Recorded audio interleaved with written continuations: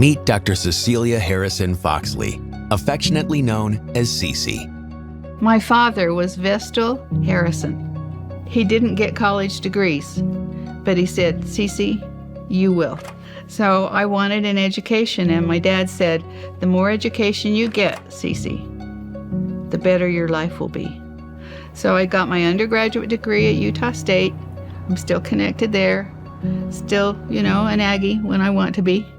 And then my 2 graduate degrees at the University of Utah.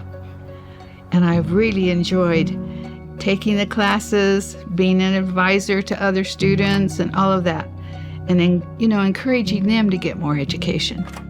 After earning her PhD at the University of Utah, Cece moved to Minnesota to begin her career in higher education. And the University of Minnesota hired me as a faculty member and an administrative officer.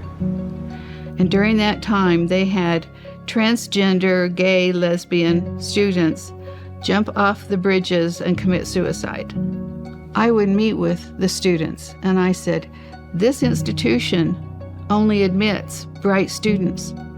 You're a bright student. This world is going to change. You might even want to get a master's degree.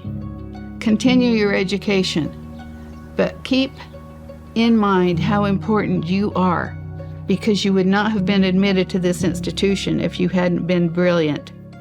Cece's caring and breakthrough work with students in Minnesota opened up more opportunities for her.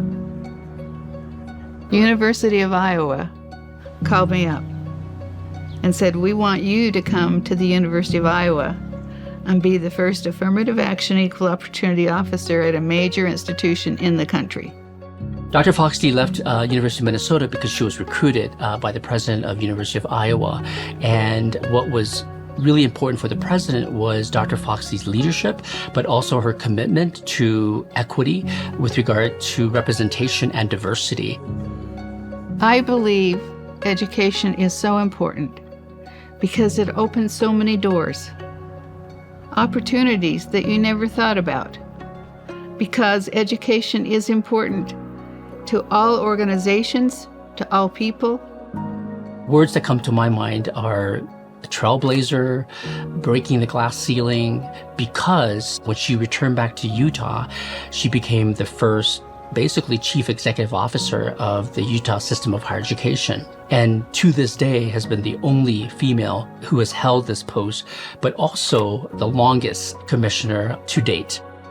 One of Cece's great legacies was opening the door for other outstanding female leaders to become presidents at universities. We've always had male leaders everywhere. We haven't always had women leaders everywhere. But they are just as qualified as men, and they need to have opportunities to be presidents. And when I was commissioner, that's what I said to the board. I said, we need more women presidents. Now you look at all the institutions and how many women presidents there are now, and I just cheer them on. I'm just happy for them. I'm proud of them and what they're doing. All the good things that can happen in a life helps if education has been part of that and developing the individuals. She has not only inspired thousands of students to get an education, but given them the means as well. I have given the Cecelia H. Foxley Endowed Scholarship to the University of Utah. I've given the same kind of scholarship to Utah State University. And then I keep in touch with those students who are awarded those scholarships because I want them to focus on education and know how important it is. The Dr. Cece Foxley Endowed Scholarship for PhD students focusing on educational psychology has had a significant impact on the lives of students here in the College of Education. I know that the students that have benefited from this scholarship have not only been successful, they've graduated, but now they're in the profession. They are carrying on Dr. Foxley's legacy. It's the best. Now, we won't tell Utah State this or any of the other institutions. It is the best university in our state. The University of Utah is the best university in our state. And I'm proud of all that has been accomplished there. Just so proud. And the University of Utah is so proud of Dr. Cece Foxley.